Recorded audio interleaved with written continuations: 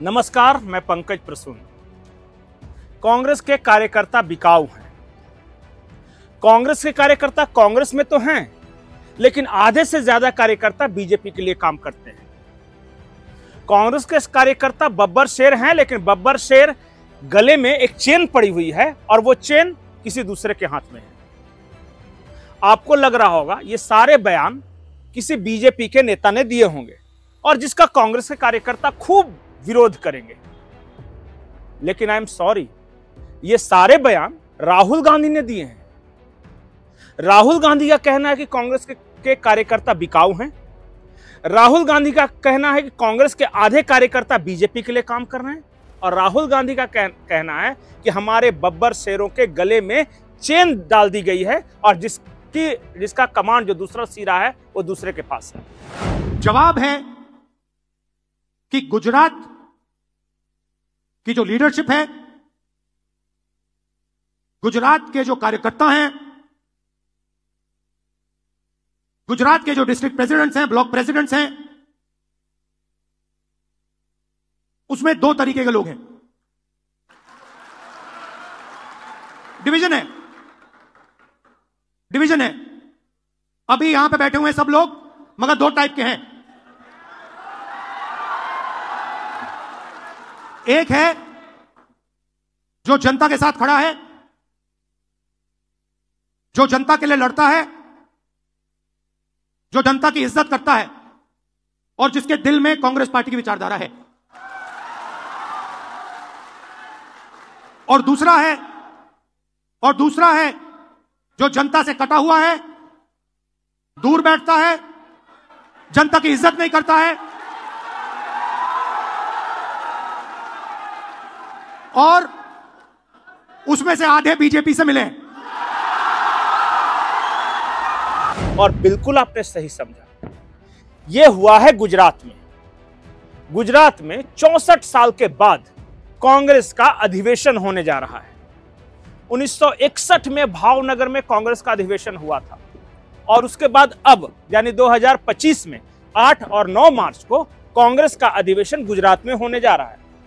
और उसी अधिवेशन की तैयारियों का जायजा लेने के लिए राहुल गांधी और कांग्रेस के महासचिव जो केसी वेणुगोपाल है वो आए हुए थे गुजरात और उन्होंने सबके सामने 3-4 मोटी मोटी बातें कही, जिसमें से मैंने आपको कुछ बातें बताई है। इसके साथ ही उन्होंने ये भी कहा कि कांग्रेस ने गुजरात के लोगों के आकांक्षाओं को पूरा नहीं किया और इसे स्वीकार करने में मुझे कोई ऐतराज नहीं है। राहुल गांधी ने यह भी कहा कि आप लड़े नहीं, आप हारे हैं और इस बात को स्वीकार करने में मुझे कोई हर्ज नहीं। अब बताइए जरा, अगर आपकी पार्टी का सबसे शीर्ष नेता जिसको आप लोग प्रधानमंत्री बनाने पे तुले हो, वही आके कहे कि तुम तो बिकाऊ हो, तुम्हारे गले में तो पट्टी बंधी है, तुम तो किसी काम लायक नहीं हो, तुम्हारा भाजपा की तरफ मिले हुए हो, कैसा लगेगा कार्यकर्ताओं। लेकिन राहुल गांधी है, कहा है, मानना पड़ेगा। ये सब कांग्रेस में ही संभव है। गुजरात में कांग्रेस का परफॉर्मेंस अच्छा नहीं रहा है, ये हर कोई जानता है। मुझे लगता है कि अपने पार्टी के ऊपर और जनता के ऊपर या संवैधानिक संस्थाओं के ऊपर या मीडिया के ऊपर दोषारोपण करते करते वो अपने लोगों पर भी दोषारोपण करने लगे। तो राहुल गांधी जी को मैं सुझाव देना चाहूंगा कि आप दूसरों में दोष देखना बंद करिए और आत्मावलोकन करिए। अगर 2017 की बात करें तो फिर भी कुछ फाइट दी थी कांग्रेस ने। ये हार्दिक पटेल, जिग्नेश मेवानी, अल्पेश ठाकुर, इन नौजवानों की बदौलत लगा था कि थोड़ी सी टक्कर में है। लेकिन उसके बाद जो विधानसभा चुनाव हुए पिछले साल, उसमें तो कांग्रेस बुरी तरह हारी। 182 में से 157 सीटों पर हार जाना मामूली नहीं है। सिर्फ 17 सीटों ही तो आई है कांग्रेस की। लोकसभा चुनाव में कहा यह गया कि विधानसभा चुनाव इसलिए हारे क्योंकि आम आदमी पार्टी अलग और कांग्रेस अलग थी। तो लोकसभा चुनाव में आम आदमी पार्टी और कांग्रेस दोनों मिलकर लड़ गई गुजरात में। 26 में से 1 सीट आई दोनों को मिलाकर।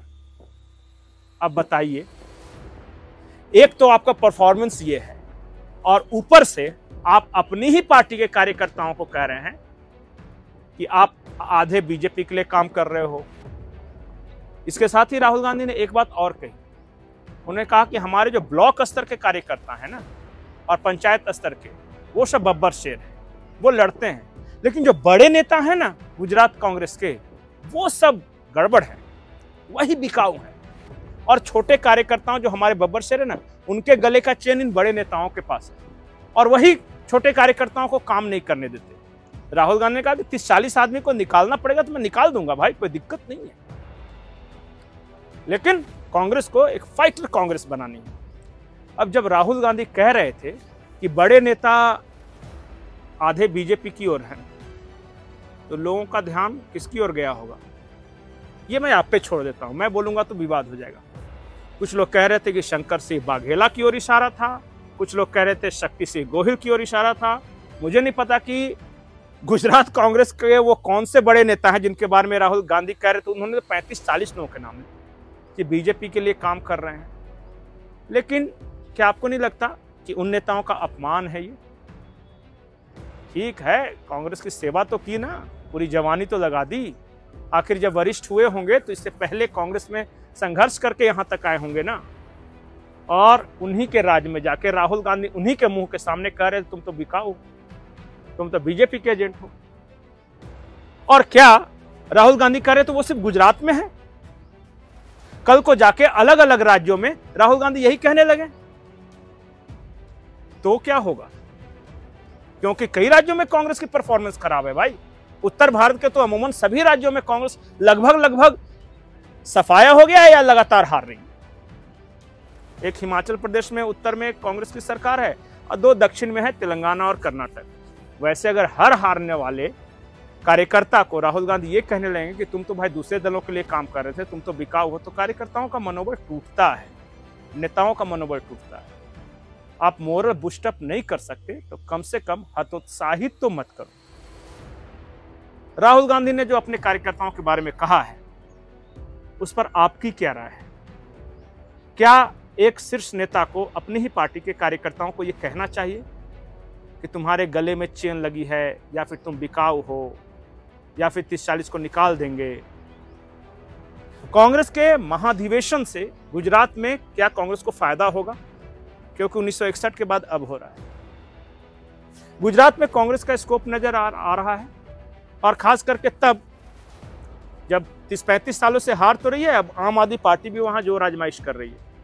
और खबर यह है कि आम आदमी पार्टी अब गुजरात पर फोकस कर रही है, और अरविंद केजरीवाल ने अपने लोगों को कहा है कि मिशन गुजरात में जुट जाओ, क्योंकि कांग्रेस से तो बीजेपी हारने वाली नहीं है, हम अगर कोशिश करें तो हो सकता है भाजपा को हरा दे। ऐसे केस में कांग्रेस का क्या स्कोप नजर आ रहा है, खास करके गुजरात के अंदर? कुछ उम्मीद भी है बस, या यूं ही? और पोस्टर लगे थे 2029 के प्रधानमंत्री श्रीमान राहुल गांधी, इस पर आपकी क्या राय है? अपनी राय कमेंट बॉक्स में जरूर लिखें। नमस्कार।